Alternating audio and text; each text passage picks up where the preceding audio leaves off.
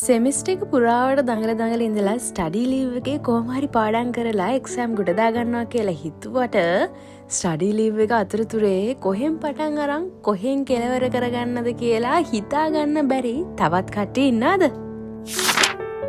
Hi, welcome to my YouTube channel. ඉතින් උදේ නැගිටලා මේ වගේ චුට්ටක් පාඩම් කරලා දැන් යන්න හදන්නේ ඇඩ්මිෂන් සයින් කරගන්න කැම්පස් එකට. තාත්තා කොහොම හරි ගිහින් දාන්නම් කිව්ව නිසා බස් එකේ රස්තිය අඩු වෙන්න ඕනේ උනේ නැහැ.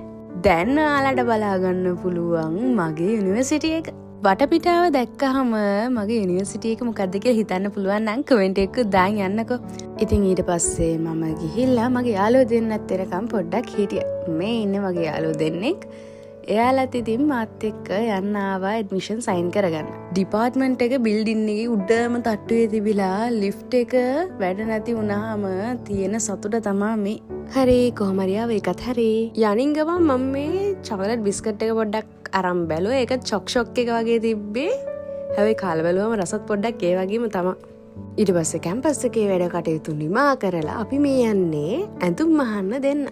ඉතින් මේ විදිහට තමා මගේ ඇඳුමේ මෙෂර්මන්ට් එක ගත්තේ. මොකද මගේ ඔළුවේ තිබ්බ අයිඩියා එකත් එක්ක මේ විදිහට આવොත් හොඳයි මේ විදිහට આવොත් හොඳයි කියලා ඒ ඇන්ටිත් එක්කත් කතා කර එයාගෙත් අදහස් අරගෙන තමා අපි මේ මෙෂර්මන්ට් ගත්තේ. මොකද ඉතින් අන්තිමේ ඇඳුම ලස්සනට තියෙන්න එපයි. එතන වැඩේ ඉවර කරලා දැන් ඉතින් තේ එකක් බොන්නයි යන්නේ. ඊට පස්සේ නංගිවත් හම්බුණා. මගේ කලින් වීඩියෝස් දැකලා තියෙනවා නම් ඔයාලට මතක ඇතනේ මෙයාව. එනින් ගම සෑන්ඩ්විච් එකකුත් කාලා හෙට වැඩ කරන්න ටියුට් එක රෙඩි කරගත්තා. එහෙනම් අදට ගිහින් එන්නම්. සුබ දවසක්.